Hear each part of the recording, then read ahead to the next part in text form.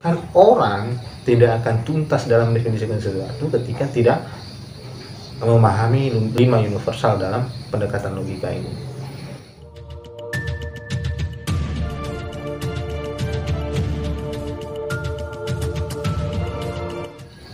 Bismillahirrahmanirrahim. Assalamualaikum warahmatullahi wabarakatuh.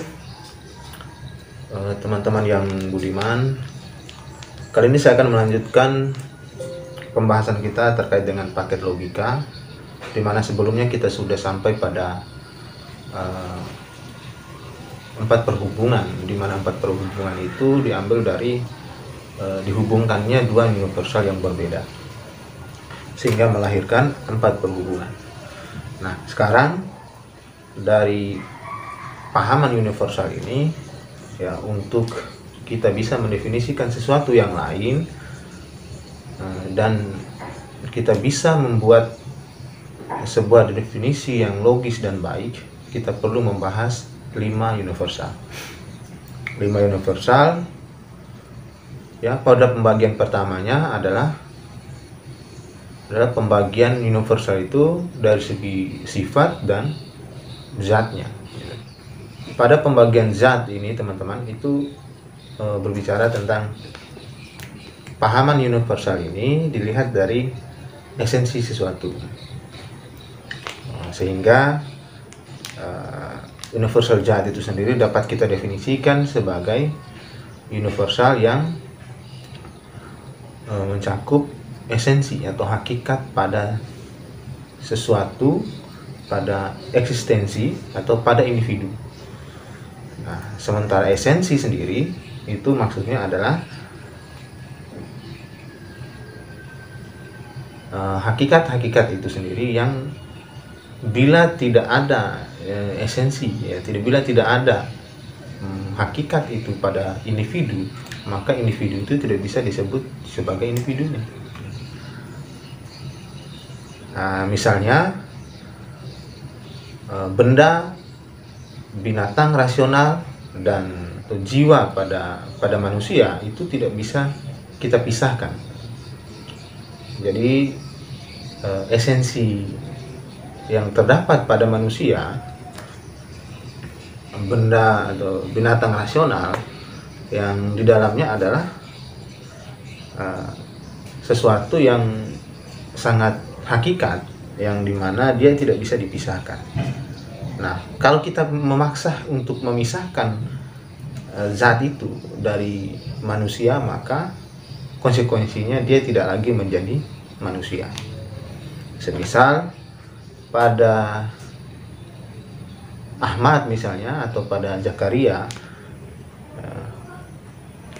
itu kalau kita keluarkan ya pahaman universal terkait dengan binatang rasional pada manusia, maka dia tidak bisa dikatakan manusia lagi, sebab dia kehilangan daripada esensinya, hakikat daripada manusia itu sendiri.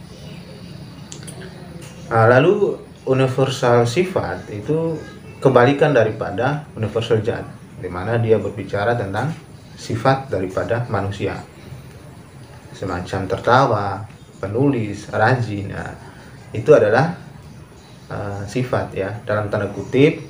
Tertawa ini kita bahas dalam hal yang sifat pada sesuatu.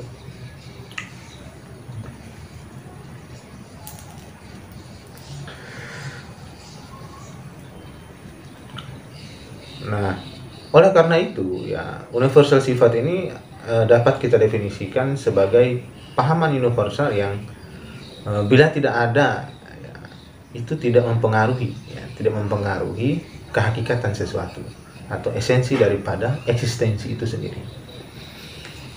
Semisal Ahmad seorang perajin atau Ahmad penulis ya, kita keluarkan kata penulis, kita keluarkan pahaman universal terkait dengan penulis pada Ahmad, itu tidak menghilangkan hakikat Ahmad sebagai manusia. Itu maksud daripada universal sifat. Nah, oleh karena pembagian pertama ini teman-teman, maka universal zat itu memiliki ciri khusus. Nah, disinilah kita akan bahas apa saja sih ciri khusus daripada universal zat ini. Maka dari itu kita pilih dari satu persatu ciri-ciri yang terdapat daripada definisi yang kita sudah bicarakan tadi. Yang pertama, universal zat itu tidak bisa dipisahkan dari eksistensinya. Ya, jadi esensi sesuatu itu tidak bisa dipisahkan dari eksistensinya. Semisalnya kebinatangan pada manusia itu tidak bisa dipisahkan dari pada manusia. Nah, konsekuensinya tadi apa? Ketika kita pisahkan dari manusia, maka hilang kemanusiaannya, gitu. Karena itu merupakan zat atau hakikat pada manusia itu sendiri. Nah, tetapi ini tidak menjadi sifat khusus pada manusia. Kenapa? Karena pada universal sifat juga terdapat hal demikian. Misalnya angka genap, ya. Genapnya pada 4 atau ganjilnya pada angka 3 itu tidak bisa dipisahkan. Ya, sekalipun dia menjadi universal sifat, tetapi genap pada angka 4 dan ganjilnya pada angka 3, 7, 5, 13, 11 dan seterusnya itu tidak bisa kita pisahkan. Itu menjadi kondisi yang mutlak adanya. Lalu yang kedua, ciri yang bisa kita lihat itu adalah bahwa universal zat juga ini tidak bersebab. Ya, kembali kita bahas tentang kebinatangannya pada manusia. Jadi kebinatangannya pada manusia itu bukan akibat daripada dia sebagai manusia, bukan. Artinya apa? Artinya manusia bukan menjadi sebab daripada adanya zat kebinatangan, zat benda atau rasional pada manusia, tidak. Berbeda halnya ketika tertawa, berjalan, atau ya dalam tanda kutip itu adalah sifat. Itu adalah sesuatu yang diberikan Tuhan kepada kita sehingga kita bisa tertawa. Nah, misalnya teman-teman bertanya, ini kan kebinatangan juga diberikan oleh manusia. Jadi maksudnya adalah manusia bukan kebinatangan bukan sekaligus, bukan maksudnya, bukan diberikan susu setelahnya, tidak. Tetapi ketika Tuhan menciptakan manusia, di dalamnya sudah memang ada kebinatangannya, ya, ada bendanya, ada jiwanya. Jadi tidak menjadi sebab daripada manusia ini sehingga akibatnya ada binatang, enggak. Tapi sekaligus diciptakan manusia, maka di dalamnya ada kebinatangan. Itu yang dimaksud dengan tidak bersebab ini. Nah, itu berbeda. Ya, beda halnya pada tembok atau putihnya pada tembok. Itu akibat daripada adanya putih yang dihasilkan oleh kapur. Nah, putih pada kapur juga teman-teman juga menjadi akibat sebenarnya itu dari benda-benda yang lain, gitu. Itu yang dimaksud dengan tidak bersebab ini. Nah, tetapi sifat ini, ya, ini juga tidak dimiliki secara khusus oleh universal zat. Kenapa? Ya karena juga terdapat pada universal sifat. Nah, ya, contohnya pada poin pertama tadi, di mana angka ganjil, ya, ganjil dengan angka 3 itu tidak bisa dipisahkan. Karena dia juga tidak bersebab, bukan karena dia angka 3 sehingga dia ganjil, bukan. Gitu.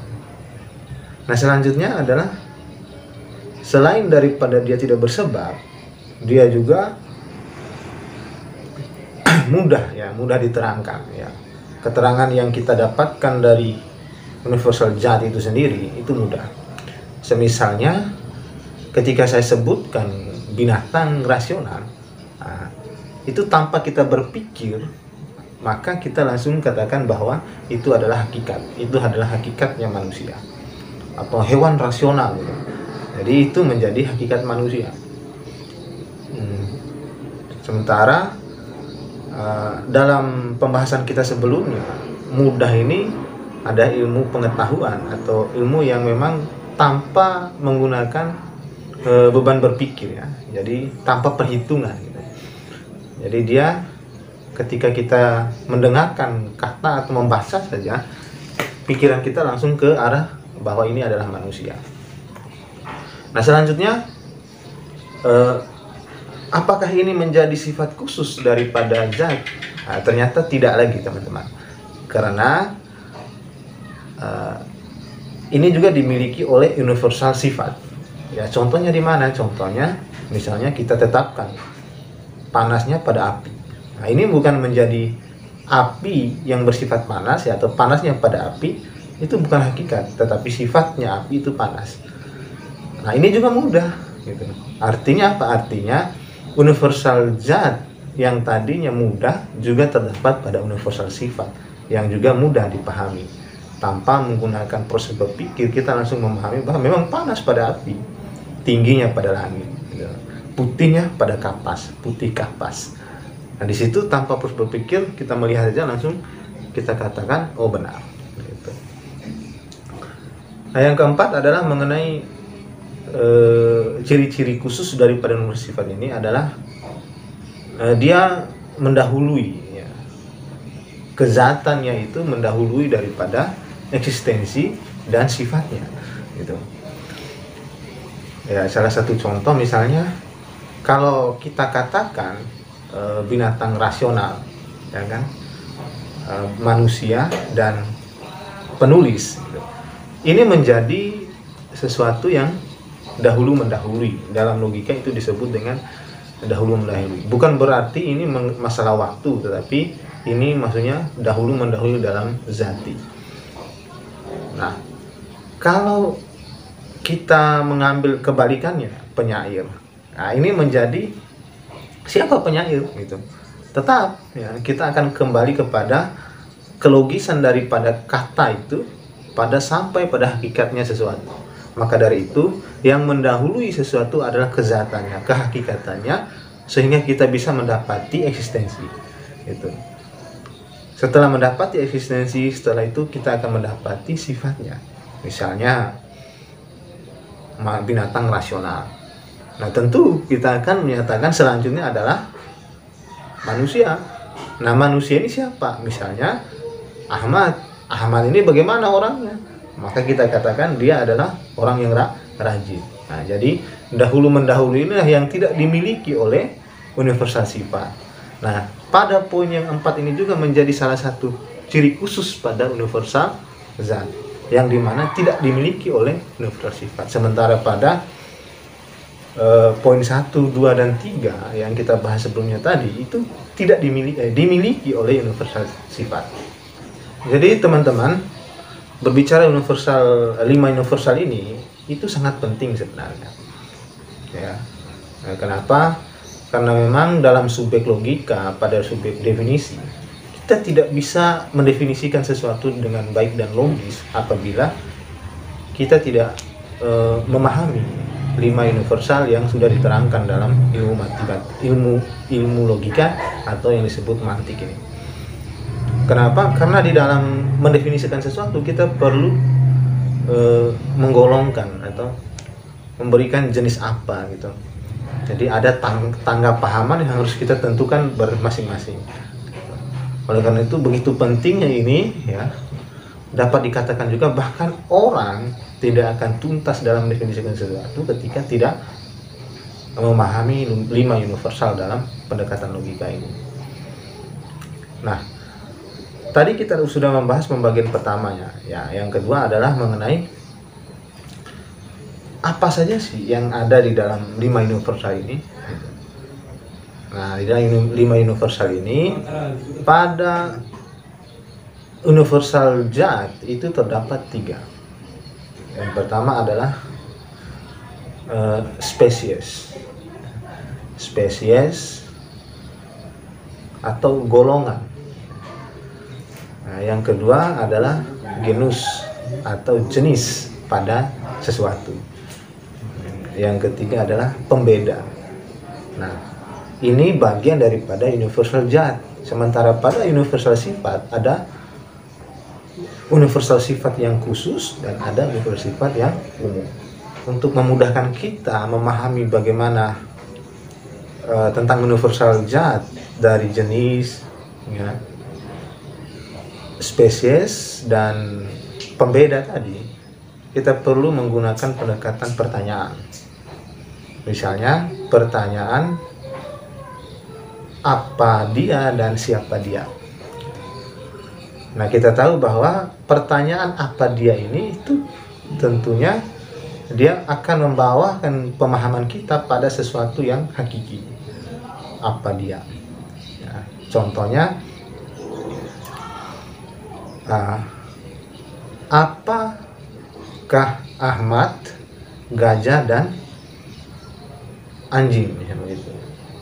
Nah, jadi kalau kita jawab itu dengan, misalnya kita jawab dengan mereka adalah siswa kelas 3. Nah, itu menunjukkan sifat, bukan menunjukkan hakikat. Nah, untuk menjawab pertanyaan apa, ya kita harus menjawabnya pada hakikat daripada apa yang ditanyakan. Oke, kalau saya tanyakan apakah Ahmad, Zainuddin, Iqbal dan sebagainya, maka jawaban kita tentu cuma satu, adalah manusia. Ya, karena yang ditanyakan adalah hakikatnya, bukan sifatnya. Ketika siapakah Ahmad, nah, maka jawabannya adalah kita ke sifatnya Ahmad. Ahmad adalah seorang guru di salah satu madrasah yang rajin dan pandai, begitu. Jadi tidak bisa kita jawab pertanyaan apakah ini dengan jawaban sifat pada eksistensi. Nah, tidak boleh juga kita jawab pertanyaan siapa dengan jawaban hakikat pada eksistensi. Artinya pertanyaan apakah itu hanya menunjuk pada jawaban esensi pada sebuah eksistensi. Semisalnya tadi, apakah Ahmad, Zainuddin, Iqbal, nah, maka jawabannya adalah manusia. Apakah Ahmad, Zainuddin, dan Iqbal? Jawaban kita adalah manusia. Nah, ini menjadi universal golongan atau universal spesies. Universal spesies ini itu menunjukkan hanya satu spesies. Nah, dalam ilmu biologi juga disebutkan sedemikian. Satu spesies yang memiliki banyak eksistensi. Ya. Nah, ini pahaman di mana satu golongan, ya kan, itu memiliki banyak eksistensi. Misalnya di contoh yang lain, saya katakan apakah itik, ayam dan bebek? Nah, maka jawabannya adalah unggas. Jadi dia menjadi golongan binatang yang unggas. Sementara ketika saya tanyakan mengenai dengan apakah gajah, apakah Ahmad, apakah anjing, apakah babi, misalnya begitu, jawaban kita adalah binatang. Nah, karena dia menunjukkan genus, menunjukkan genus pada eksistensi yang ada yang kita sebutkan. Jadi jawaban kita adalah pada hakikatnya. Hakikat daripada 4 pertanyaan itu adalah hewan atau binatang. Jadi kalau kita tanyakan lagi, ya, dan kalau kita tanyakan lagi kan beda, binatang gajah kan memang binatang tapi tidak rasional. Nah, maka di situ akan menunjuk pada universal, yang sifat universal, pahaman universal sebagai pembeda. Di mana pertanyaannya ada apakah pembedanya? Gitu. Ketika saya tanyakan apakah pembedanya, maka jawabannya adalah rasional. Itu yang dimaksud dengan golongan, jenis, spesies, jenis atau genus, dan pembeda. Dengan menggunakan pertanyaan apakah dan siapakah, kita bisa menentukan mana sifat dan mana hakikat pada sesuatu. Nah, ini maksudnya pertanyaan apakah dia ini untuk memudahkan kita saja dalam memahami 5 universal ini. Selanjutnya sifat khusus, ya kan? Itu misalnya tertawa. Ya, tertawa itu hanya dimiliki oleh manusia. Jadi tanda kutip ya, tertawa bukan dalam sebagai kata kerja tapi sebagai kata sifat. Tertawa adalah sifat khusus pada manusia. Tidak ada binatang lain Tidak ada sesuatu yang lain yang ada hanya pada manusia. Gitu. Selanjutnya sifat umum pada manusia atau sifat umum pada yang lain. Sifat umum ini maksudnya apa? Sifat umum ini maksudnya sifat yang ada pada satu atau lebih daripada individu. Ya, sifat yang ada pada satu atau lebih pada individu. Misalnya berjalan. Ya, berjalan ini menjadi umum pada binatang. Tetapi kadangkala dia menjadi khusus pada manusia, gajah, dan sebagainya. Pada binatang dia menjadi umum, pahaman sifat yang dimana dia menjadi umum. Tapi dia akan menjadi khusus ketika kita katakan berjalan pada gajah. Nah, dia menjadi khusus. Nah, begitupun sebaliknya, tertawa. Tertawa adalah sifat khusus pada manusia. Ya, pahaman yang menjadi pahaman universal yang secara khusus adanya pada manusia, tidak ada pada yang lain. Nah, pahaman yang khusus ini itu maksudnya adalah universal khusus, ya kan? Sifat khusus ini adalah yang hanya ada pada satu golongan, gitu. Nah, dia tidak ada pada golongan yang lain. Sementara pada universal sifat umum dia tidak mencakup pada satu, tidak hanya ada pada satu golongan, tapi juga mencakup pada banyak golongan, atau disebut juga dia ada pada genus. Jadi begitulah pembagian daripada 5 universal secara singkat yang bisa saya uraikan. Catatan penting yang bisa kita petik adalah bahwa pada sifat khusus dan umum tadi, ya,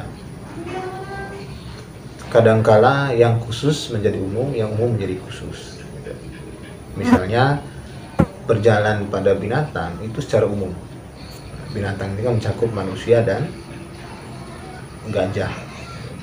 Sementara ketika kita sebutkan berjalannya pada manusia dan gajah saja, dia menjadi khusus pada keduanya. Selanjutnya dia juga bisa menjadi dari sifat khusus itu menjadi sifat yang menjadi hakikat, ya, menjadi hakikat pada sesuatu. Misalnya putihnya tembok, ya, putihnya tembok sama putihnya kapas, ya, itu sifatnya. Tetapi kalau yang putih, ya, putih sendiri adalah zat daripada kapas. Yang putih, gitu loh. Putihnya itu menjadi hakikat. Sementara warna yang melekat pada yang lain, misalnya pada tembok, pada kapas, itu menjadi sifatnya. Ya, putih tembok yang berwarna putih, kapas berwarna putih, atau kain berwarna merah, itu menjadi sifat. Nah, sementara yang merah, yang putih, yang hijau dan sebagainya itu menjadi hakikat pada warna itu sendiri, pada putihnya itu sendiri, pada merahnya sendiri, atau pada hijaunya itu sendiri. Begitu. Itu menjadi catatan penting supaya kita lebih memahami. Nah, ini dah tentang pembahasan 5 universal yang cukup singkat saya utarakan. Selanjutnya kita akan membahas tentang pembagian daripada universal ini apa saja. Jadi tidak sampai di sini. Semoga bisa dipahami. Billahi taufiq hidayah. Wassalamualaikum warahmatullahi wabarakatuh.